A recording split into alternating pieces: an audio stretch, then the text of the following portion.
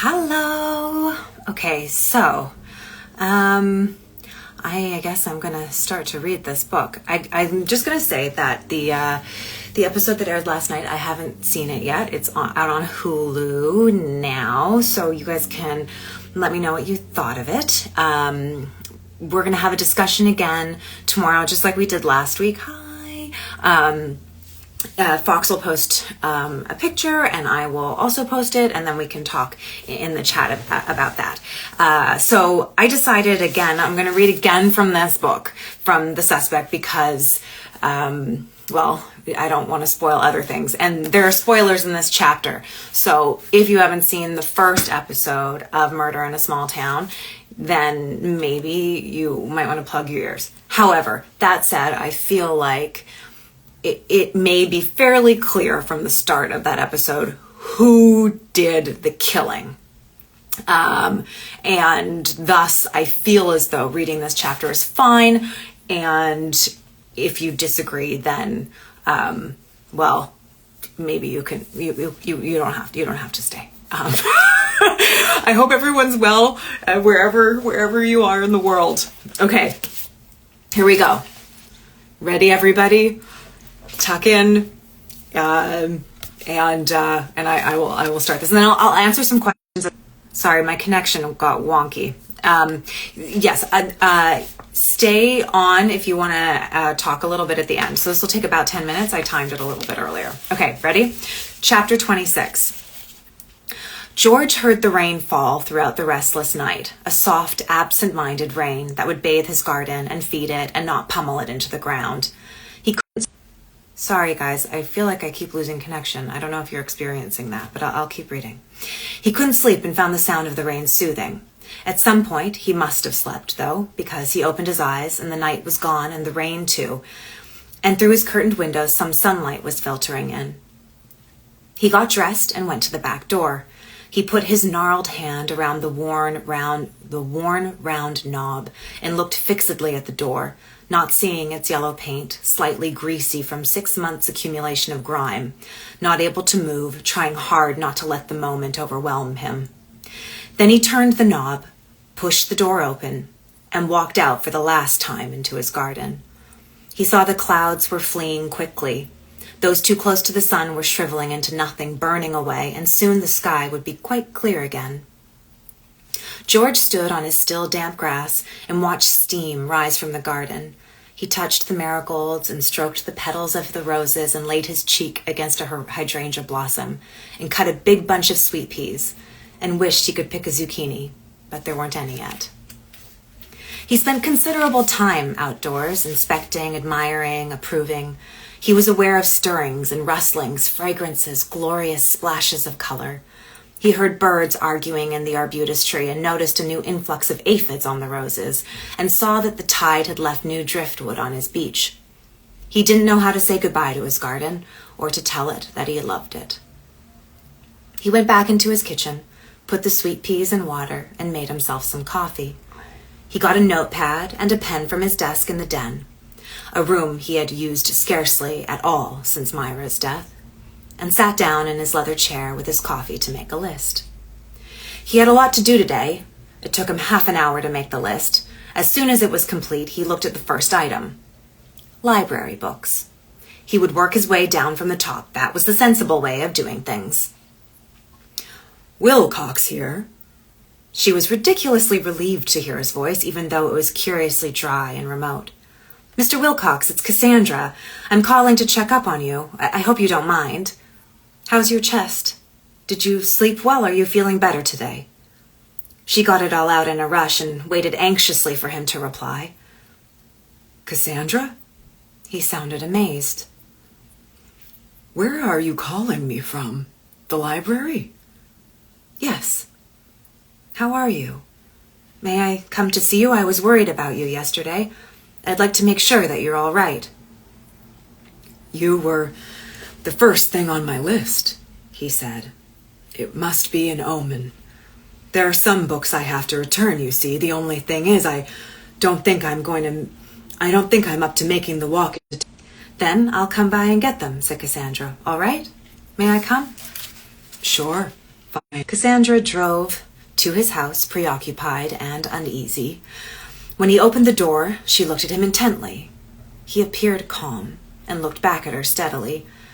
He was tidily dressed and his hair was combed and he smelled of fresh coffee. She relaxed somewhat and smiled, but he didn't smile back. He led her into the kitchen and insisted she sit in the leather chair. The library books, the 2 mysteries, and the Mozart biography were in a neat pile on the footstool. He poured coffee, fussed with sugar and milk, and finally settled in a straight-back chair opposite her. I got you here under false pretenses, Cassandra, which until lately hasn't been my nature. You mean the books? But I was going to come anyway. He got up stiffly and picked up from the kitchen counter the crystal pitcher, which was overflowing with sweet peas. I want you to take these with you when you go, he said. And the pitcher, too. I can't take the pitcher, Mr. Wilcox, but I'll take the flowers with pleasure. I want you to have the pitcher.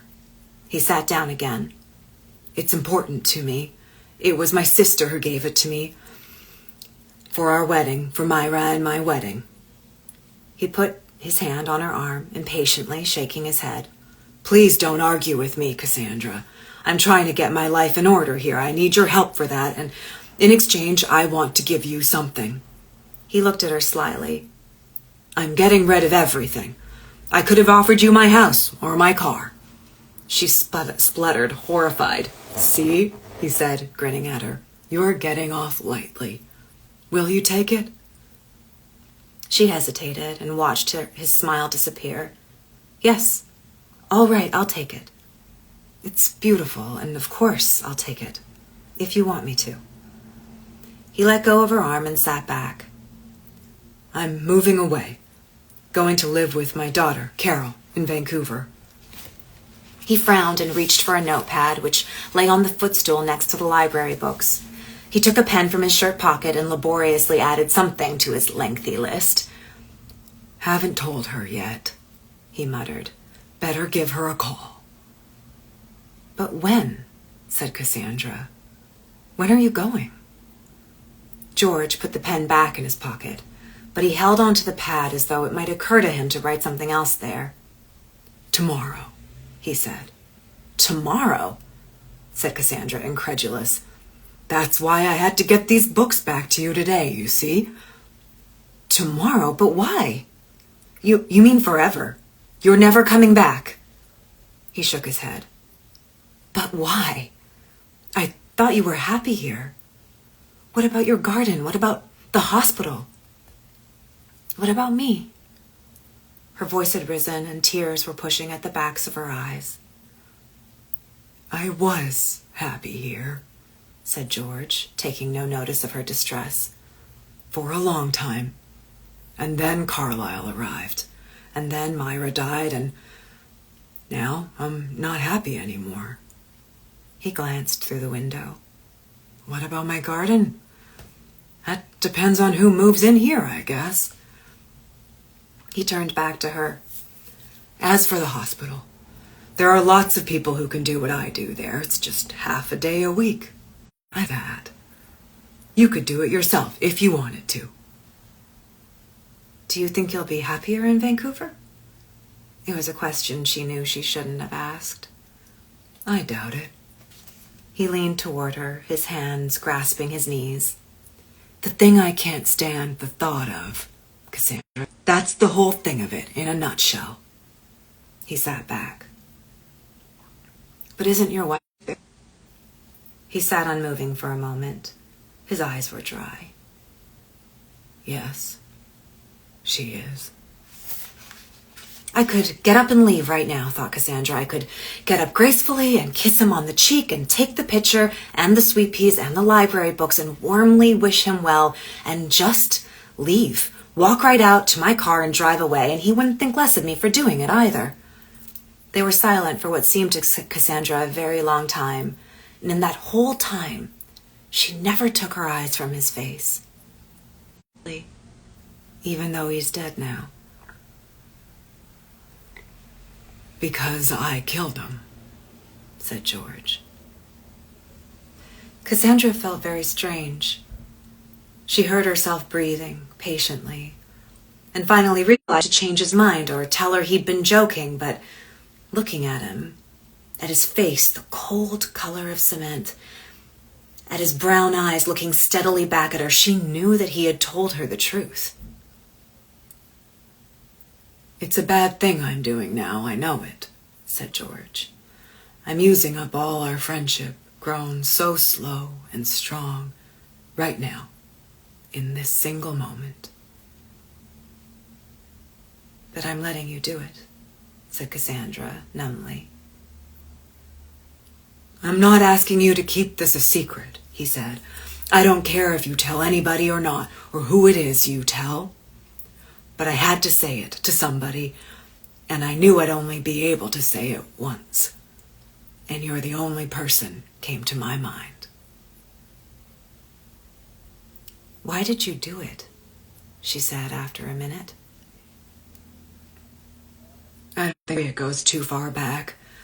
I thought it was because of Audrey, my sister." He closed his eyes and rubbed his temples, but it turns out it's more complicated than that. I didn't have any idea when I did it how complicated it was going to turn out to be. He looked at her and tried to smile. "It's all bound up in responsibility, you see. It's a good thing in the main, responsibility. But I've a feeling now that you can carry it too far, or get it all wrong. And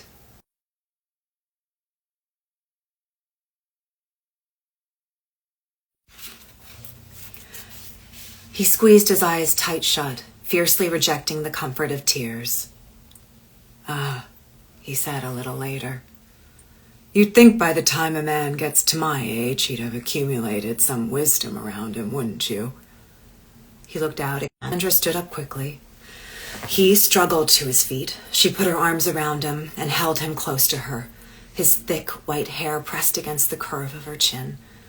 She looked over his shoulder through the window to his garden, glowing exuberant and abundant against the backdrop of the sea and the summer sky. She had no tears for him, but she held him to her with a fierce protectiveness, patting his back and saying into his ear murmured things meant to be soothing. And that is the end of the chapter. I hope that you guys got all of that, those of you who stuck around for all of it. On the Instagram discussion area, I'd be curious to hear your thoughts about maybe he's so good and so capable, and he yes, there is laggy internet. I'm sorry. He's just an incredible person, and I got a lot out of just talking to him, and the scenes were wonderful, and he was so invested in making sure that the kind of connection between Cassandra and George was strong, and I really appreciated that. Yes, I am an admirer of Sally Rooney's writing. I haven't read her new book yet, but I'm looking forward to it. I'm curious if anyone else has. It sounds like it's amazing, but yeah, I do. I love her fiercely. George was friend zoned. George was a friend. Yeah, I felt for him too. I felt like it was such a complicated, my internet seems a little bit bad, but, yeah, I felt terribly for him. Asking me. Yes, he's a phenomenal actor. He really, really, really is. Okay, is there a Street Fighter series? I wouldn't be in that. I think I have officially outgrown Street Fighter. Wait, let me see if this light is making me annoyed. Is that better? That feels better. Tomorrow, we'll, maybe see some of you in New Jersey on the weekend. Okay, bye!